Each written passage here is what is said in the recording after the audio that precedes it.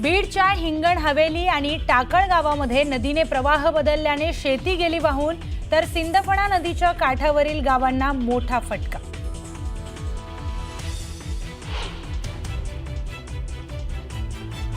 गेवराई तालुक्यातील सिरस मार्ग मोसंबी पट्टा महापुरात उद्ध्वस्त, मोसंबीची झाडं मुळासकट गेली वाहून, अधिकारी पंचनामाला पोहोचले नसल्याने शेतकरी संतप्त।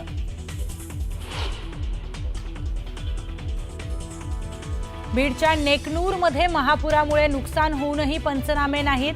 पीक पाहणी ॲप्लिकेशन दाखवतंय भलतंच लोकेशन, पंचनाम्यासाठी फोटो पाठवायचा तरी कसा, शेतकरी हवालदिल।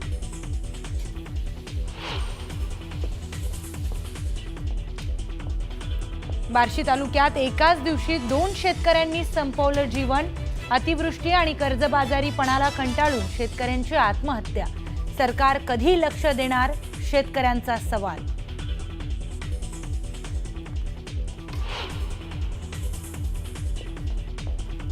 मनसे अध्यक्ष राज ठाकरे उद्या आणि परवा मराठवाडा दौऱ्यावर, मराठवाड्यातील पूरग्रस्त भागाची राज ठाकरे करणार पाहणी।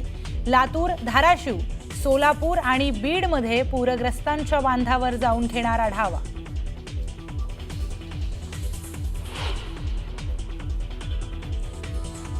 अमरावतीच्या पंचवटी चौकात रवींद्र चव्हाणांचा ताफा अडवण्याचा प्रयत्न, काँग्रेस कार्यकर्त्यांनी ताफ्यावर फेकलं सोयाबीन, तर भाजपकडून बँड वाजवत स्वागत।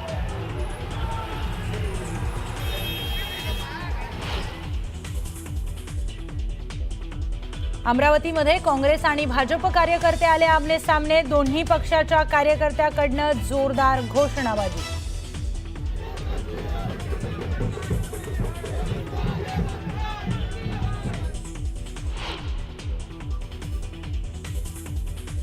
सतीश उर्फ खोक्या भोसलेला जामीन मंजूर, तरुणाला बॅटनं मारहाण प्रकरणी जामीन, 4 महिन्यांपासून खोक्या जेलमध्ये।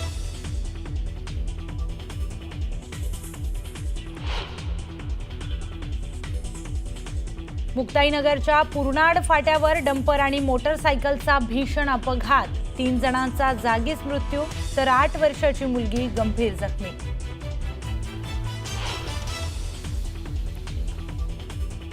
MiG-21 लढाऊ विमानांना हवाई दलातून देण्यात आला निरोप, चंदीगड इथे आयोजित कार्यक्रमात संरक्षण मंत्री राजनाथ सिंग उपस्थित, तर हवाई दल प्रमुखांनी केलं फेअरवेल फ्लायपास्टचं नेतृत्व।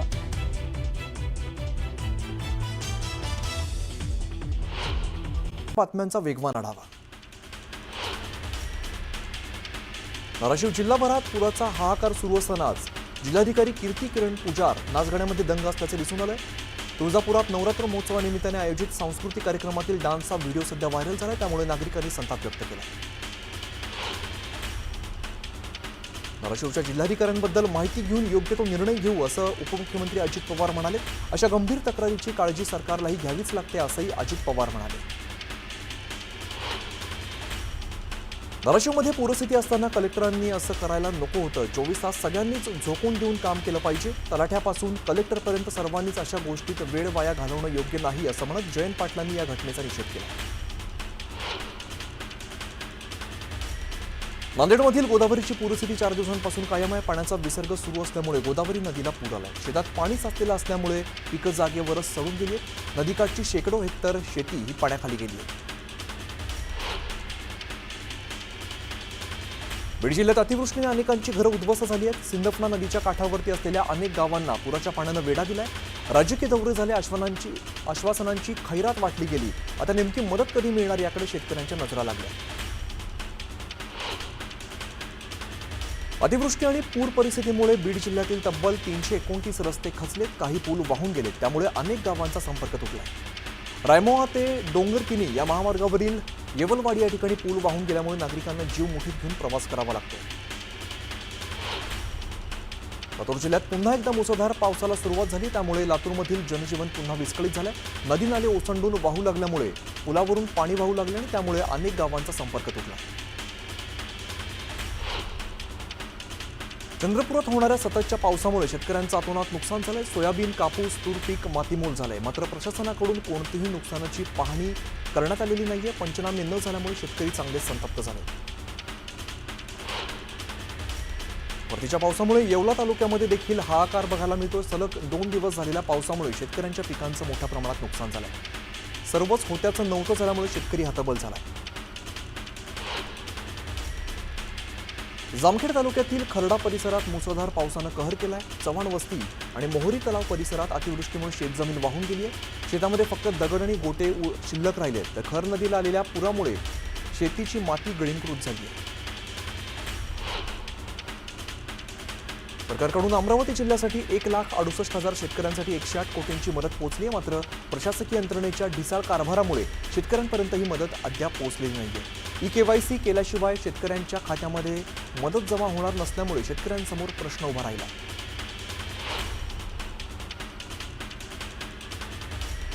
सोलापूर शहरात पावसामुळे दमदार हजेरी लावलेली आणि पुढील 4 दिवस सोलापुरात मुसळधार पावसाचा अंदाज वर्तवण्यात आलाय. सतत पडणाऱ्या पावसामुळे अनेक भागात नुकसान झालं.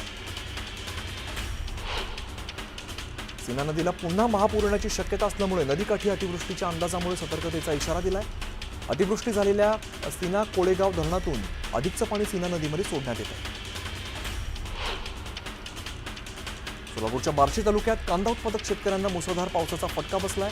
पांगरी परिसरात शेतीचं मोठं नुकसान झालंय. पावसामुळे 2 एकरवरील कांदा सडण्याची भीती शेतकऱ्यांनी व्यक्त केली आहे. भंडारा जिल्ह्यात विजांच्या कडकडाटासह पावसानं हजेरी लावली. पावसाने मोहाडी, लाखनी आणि लाखांदूर तालुक्यातील अनेक भागातील कापणीला आलेलं भात पीक भुईसपाट झाले. त्यामुळे शेतकऱ्यांचं प्रचंड नुकसान झालं. शेतकऱ्याला प्रति हेक्टरी 50,000 रुपये मदत द्या या मागणीसाठी बीडच्या केजमध्ये शेतकरी कामगार पक्ष आक्रमक झाला. केज तहसील कार्यालयावरती मोर्चा काढून सरकार विरोधात संताप व्यक्त केला. अतिवृष्टी आणि कर्जबाजारीपणाला कंटाळून बार्शी तालुक्यातील 2 शेतकऱ्यांनी एकाच दिवशी टोकाचं पाऊल उचलत आत्महत्या केली आहे. बार्शी तालुक्यातील दहिटणे गावातील लक्ष्मण काशीनाथ गवासने आणि कारी गावातील शरद भागवत यांनी गळफास घेत आत्महत्या केली. धाराशिवमध्ये तानाजी सावंतांकडून शेतकऱ्यांना मदत दिली जाते. धाराशिवच्या परांडा तालुक्यातील भोसले वस्ती 5 दिवसांनंतर सुद्धा पाण्याखाली आहे. भोसले वस्तीमध्ये अडकलेल्या लोकांना अन्नधान्याचा पुरवठा केला जातो. पुरात वाहून आलेल्या विषारी सापाच्या दंशामुळे पाथरी गावातील एका शेतकऱ्याचा मृत्यू झाला. सीना नदीला आलेल्या महापुरामुळे बनगर यांच्या घरामध्ये पाणी शिरलं होतं आणि याच पाण्यात वाहून आलेल्या विषारी सापाने दंश केल्यामुळे त्यांचा मृत्यू झाला. लातूर जिल्ह्यातील मांजरा नदीला महापूर आल्यामुळे मोठ्या प्रमाणात नैसर्गिक आपत्ती निर्माण झाली. त्यामुळे शेतकऱ्यांचंही मोठ्या प्रमाणात नुकसान झालं. मात्र नुकसानाला पाटबंधारे विभाग तितकाच जबाबदार आहे. मांजरा नदीवरील 5 बॅरेजवरील 10 दरवाजे नादुरुस्त असल्यामुळे ते उघडले न गेल्याने मांजरा नदीला पूर आल्याचा आरोप केला जातो. करमाळा तालुक्यात झालेल्या पावसामुळे सीना नदीला पूर आलाय. सीना नदीमुळे या पुरामुळे नुकसान झालेल्या भागात जयंत पाटील यांनी पाहणी केली. सरकारने पूरग्रस्तांसाठी तातडीची मदत म्हणून सरसकट 5,000 रुपये रोख मदत आणि 35 किलो धान्याचं वितरण सुरू केलं. तसंच पावसाशी संबंधित विविध कारणांमुळे मृत्यू झालेल्या व्यक्तींच्या कुटुंबियांना प्रत्येकी 4 लाख रुपये, दगावलेल्या प्रत्येक दुधाळ जनावरासाठी 37,500 तर लहान जनावरांसाठी 20,000 रुपयांची तरतूद केली. मराठवाड्यातील अतिवृष्टीमुळे अनेक गावं पूरग्रस्त झाली असून शेतकऱ्यांचं प्रचंड नुकसान झालं. मराठवाड्यातील या अस्मानी संकटात उद्ध्वस्त झालेल्या नागरिकांना आणि शेतकऱ्यांना लालबागच्या राजाने मदतीचा हात दिलेला आहे. लालबागचा राजा सार्वजनिक गणेशोत्सव मंडळातर्फे शासनाच्या मुख्यमंत्री सहाय्यता निधीमध्ये 50 लाख रुपयांचा आर्थिक निधी दिला जाणार आहे. केंद्रापुढे लोटांगण घाला पण महाराष्ट्राच्या शेतकऱ्यांना वाचवण्यासाठी पुढे या. फडणवीसांना दिल्लीत किंमत आहे की नाही हे केंद्राच्या मदतीवरून आम्हाला कळेल असं विजय वडेट्टीवार म्हणाले. दिल्लीला जाऊन नुसतं येऊ नका, भरीव मदत मिळाली पाहिजे असंही वडेट्टीवार म्हणाले. सरकारनं तातडीने मदत द्यावी अशी सर्वसामान्य शेतकऱ्याची अपेक्षा आहे. आमची ही सरकारला विनंती आहे की त्यांनी नेहमीपेक्षा पुढे जाऊन मदत करावी. प्रति एकर 50,000 द्यावेत आणि किमान 25,000 तरी तातडीने द्यावेत अशी मागणी जयंत पाटील यांनी केली. अमरावतीत भाजपाचे प्रदेशाध्यक्ष रवींद्र चव्हाण यांच्या ताफ्यावरती सोयाबीन फेकत काँग्रेस कार्यकर्त्यांनी चव्हाणांचा ताफा अडवण्याचा प्रयत्न केला. अमरावतीच्या पंचवटी चौकातून शेतकऱ्यांच्या मागणीसाठी काँग्रेसने आंदोलन केले. मात्र त्याच ठिकाणी भाजपाच्या वतीने बँड वाजवत प्रदेशाध्यक्षांचं स्वागत करण्यात आलं. अमरावतीत काँग्रेस आणि भाजप कार्यकर्ते आमनेसामने आले. एकीकडे शेतकऱ्यांच्या समस्यांसाठी काँग्रेस कार्यकर्त्यांनी मोर्चा काढला आणि याच वेळेला भाजपाकडून प्रदेशाध्यक्षांच्या स्वागतासाठी जल्लोष करण्यात येत होता. त्यावेळेला दोन्ही पक्ष आमनेसामने आले. नवरात्रोत्सवानिमित्ताने शेवंतीच्या फुलांना मोठ्या प्रमाणात मागणी आहे. जुन्नर तालुक्यातील निमदरी गावामध्ये सध्या सर्व शेतमळे शेवंतीच्या फुलांनी बहरले. सध्या शेवंतीच्या फुलांचे बाजारभाव 100 पार गेले असून त्यातून शेतकऱ्यांना चांगला फायदा होतो. श्रीरामपूर तालुक्यातील शेती महामंडळाच्या मावळगाव या ठिकाणी रस्त्यालगत कारने जमीन घेतलेल्या संगमनेरच्या उद्योजकाने शिवरस्ता कायमचा बंद केलाय. त्यामुळे शेतकऱ्यांची मोठी अडचण होते. चंद्रपूर जिल्ह्यातील ताडोबा अंधारी व्याघ्र प्रकल्पामध्ये प्रवेश आणि सफारी शुल्क सामान्यांच्या आवाक्याबाहेर गेले. त्यात शनिवार रविवारी कोर झोनसाठी तब्बल 12,600 रुपयांचं शुल्क आकारल्यामुळे स्थानिकांनी संताप व्यक्त केला.